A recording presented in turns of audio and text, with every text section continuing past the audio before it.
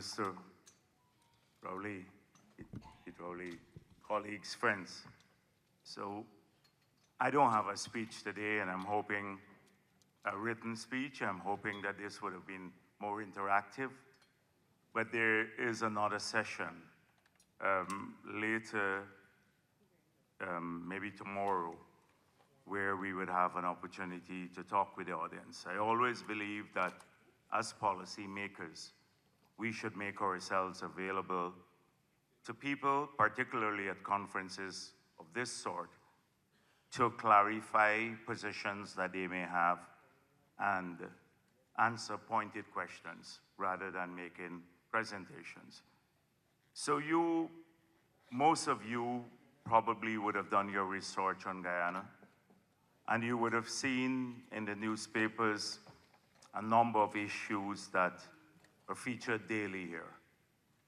That the people, the oil and gas companies are robbing us.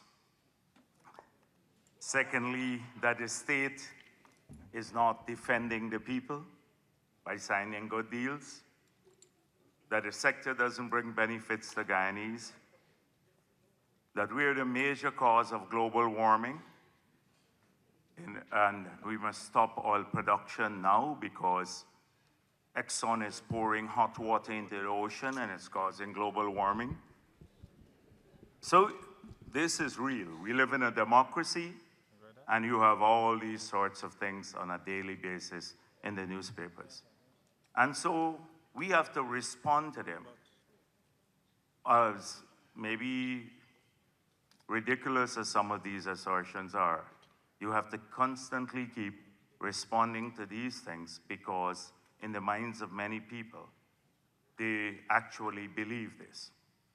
Now, the oil and gas sector and the foreign investors in this area, they are not robbing the country. We're working in partnership with these companies. We welcome the investments from foreign companies. We have worked dedicatedly over a number of years to create an environment so that people who come to this country can earn a good return on their capital and contribute to the development of our country. Secondly, we try to create constantly a framework in which we can enhance the management of the sector. So in the past year, you would have seen from the last time we were here, the evolution of the framework.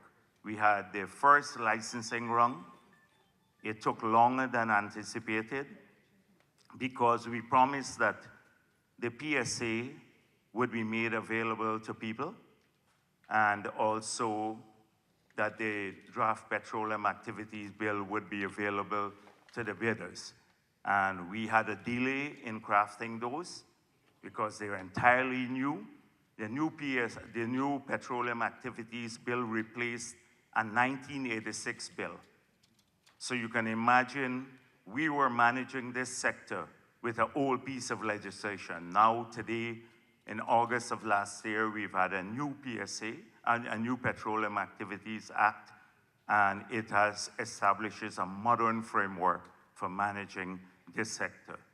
So the first licensing run took a bit longer than anticipated. We're just concluding it now. We're getting a feedback, and it would be good for people at this conference to give us a feedback on the regime that we've established. We've heard that the PSA is too robust, not necessarily the fiscal terms, but other terms of the PSA. We're looking for that feedback, so when we get to the second licensing run, we can update this framework. And we believe if we do so, that the interest would be far greater. So we have done that. We have advanced the local content legislation.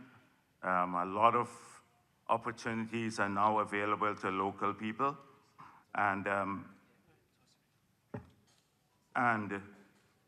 we intend to continue doing this. That is evolving the framework. Now, a number of things were raised at the panel yesterday. about whether we can produce oil of the magnitude that is anticipated and still remain or achieve net zero or align ourselves with a global target of net zero. We're already carbon negative because our forest is a huge sink. We will remain carbon negative even when we're producing 1.5 million barrels of oil per day. So that is an important thing. We have explained this at great length. We have done so. So I gathered that the panelists raised this question, but we've gone to the opportunity, the time here would not permit me to explain it in great detail. But we can do so later for those who are very interested. The deal with Hess, I heard people said that we didn't evolve from that deal at the panel. And let me say that we have some of the most robust forest carbon in the world. In fact, we're the only country in the world that has a jurisdictional scale certification. We sold 1/3 of the credit from the 2016 to the 2020 period. We're now hopefully weeks away from certifying the 2021 to 2025 credits. They can't be sold until they're certified, and they're being certified by the Art Secretariat. We anticipate, as soon as they're certified, that we would be able to get into the market. But let me tell you what has happened since the last time you were here. We've received $150 million from Hess in the first year. We now have, can you give me some water, please? The first year, we've received $37.5 million already for this year. We're receiving another $50 million in a few months' time. Of the $150 million, $22.5 million went to the indigenous communities, 15% of it. They have now implemented over 811 projects in 242 indigenous villages. The remaining amount is being utilized to fund adaptation measures. We're buying a large number of mobile pumps. We're building huge canals to take the waters from the backland directly into the Atlantic, etc. So our model here, it's early morning. Normally I don't do this in the morning. Make speeches. That's why I'm shocked that so many of you are here. I was hoping that you'd come later so I'll recover and get some time to speak. I hate speaking in the morning. So this is all the questions that are raised in the panel about this, the deal and what we're utilizing the funds for, etc. I said after COP was a disaster, but I pointed out that with this deal, and if we extend at the same pricing the deal we got with Hess for all of our credit, we could raise between $2.5 to $3 billion. For all the forests in the world, we only have 1% of global tropical forests, 1%. And we can raise potentially $2.5 billion. The public money available to the 99% of the remaining tropical forests, right now, the pledges are less than $2.5 billion. And so when you hear about the world and the recognition for forests, we failed at COP to create an incentive, a market for forest carbon and generally for carbon, because Article 6 was a failure in the negotiations. But we hear talk about biodiversity credits, etc. This would come in the long run, but not now, not now. So we are, in Guyana's case, we are monetizing our forests. We have a strong mechanism to monitor the forest. Our forest carbon is going to be CORSIA compliant. And so very few forest carbon can enter into the compliance market, not a voluntary market. Now it's all in voluntary markets. So it's a valuable forest carbon. And I hope the people who are on the panel would look at that. Look at what we're doing to align our targets with net zero. Look at what we're doing in the forestry sector. The next thing we hear is about, would we be able to avoid the Dutch disease? Would we be able to control inflation? Are we spending too much? Are we borrowing too much? This is the usual thing. We get advice from abroad, from even unsolicited advice. We get all sorts of assessments by exports and non-exports every day. So let's look at what the IMF has done. The IMF, we have a good relationship with the IMF. We exited the IMF in 2006 with a special, we had a program from 1980s to 2006 with the IMF. In those days, we were spending over 100% of revenue to service debt. And the last Article 4 consultation of the IMF, you should read it. And you will see their assessment as to how we are navigating these variables. Inflation, avoiding the Dutch disease, etc. On a daily basis, that preoccupies the government because we've seen how it has affected countries around the world. And therefore, our planning takes that into consideration. And we have been successful. Through the allocation of resources, we have increased our budget significantly. Public spending has grown significantly, but it has grown on the infrastructure side.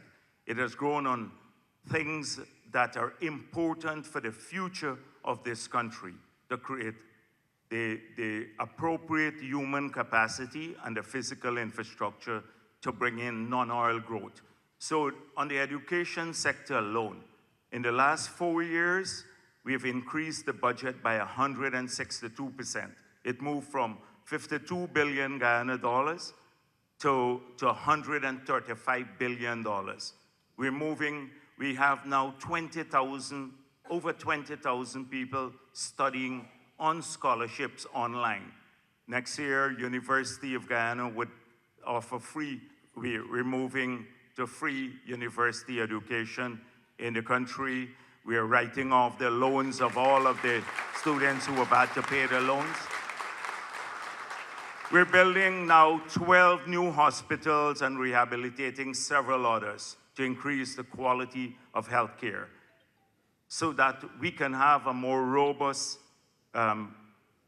labor force, a more skilled labor force. And this is being supplemented because we're talking about supply constraints here by allowing a nuanced immigration. So if we recognize already there are labor shortages in some sectors, so the companies that get large projects here, we allow them to bring in labor into the country, but we're not approaching it. We don't have a full-fledged open immigration policy as yet. That will happen in future years as we come up against that variable when we run out of skilled or Guyanese labor. And that's fast approaching full employment. But we're keeping that clearly in mind. We're building power plants, roads, etc. So we have increased our budget significantly, the public spending. We have a massive private sector spending, and the two together would lead, you know what, to overheating of the economy. But yet our inflation rate is below regional average. It's below the regional average, and the exchange rate has not appreciated. nor has it depreciated significantly. It's remained within the band, and it's a free-floating exchange rate. It's dependent on supply and demand for currency. So we've been tackling that variable. It's important to us. Diversification of the economy, etc. We have some people who believe we shouldn't borrow more. But we have one of the lowest in the world debt to GDP ratio, one of the lowest debt servicing to revenue ratio in the world. Our debt to the external debt with a $22 billion economy is lower in nominal terms than our debt in 1990. So just think about that. In 1990, we had an external debt of $2.1 billion US dollars. Today, the last figure in 2023, it's $1.8 billion US dollars in nominal terms.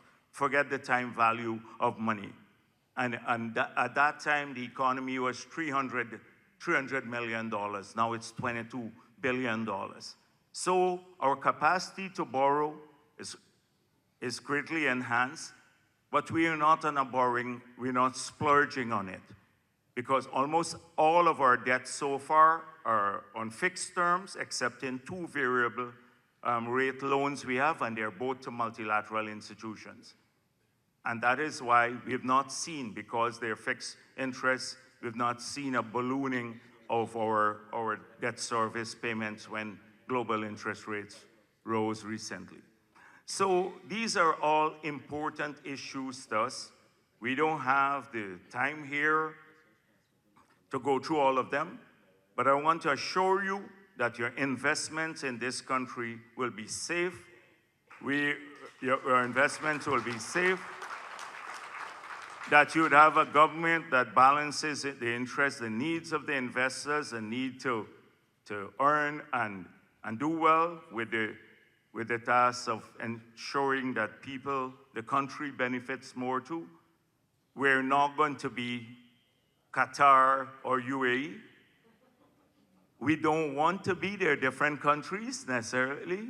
But so when someone up to this morning, I was dealing with someone and they said, are you going to be Qatar? And I said, well, Qatar is 18 times smaller than Guyana. So the per capita cost of infrastructure here is very high. Our people, we have less than 1 million people, and they're scattered around the country. We have 86% of our country covered with forests. And so our model would be different, but it will be a model where the people of this country will enjoy in the future some of the best standards of living that you will experience anywhere in the world. That's our aim. So we want to take that. Norway, we hear about Norway and how well every reporter or everyone mentions about Norway, how well they did with their managing their sovereign wealth fund and avoided the Dutch disease. And we point out that 19 years after Norway started producing oil, they then established their sovereign wealth fund. And Norway's GDP at the time when they started producing oil was about $3,000 per capita in nominal terms. If you look at the time value of money, that's about 20-something thousand US dollars per capita in today's dollar. So when we started, we were half of that, producing oil. And yet people want us to start saving everything from day one. So we get some people who say, save every cent and spend every cent. The same people. At the same time, yeah. Save every cent. I'm saying this because I want you to understand that we take this seriously. We take it seriously, all these things. And they're important for the future of the country. As I said before, we want an open, transparent government. We live in a democracy. We don't live in a monarchy, etc. So the debate would be robust in the newspapers. Sometimes it's tiring, but it's we wouldn't swap it, we wouldn't change it for anything, because we live in a democracy. And so today, I hope that in some of the other sessions that we get a chance to answer some of the questions that you may have. And that's my speech today. Thank you.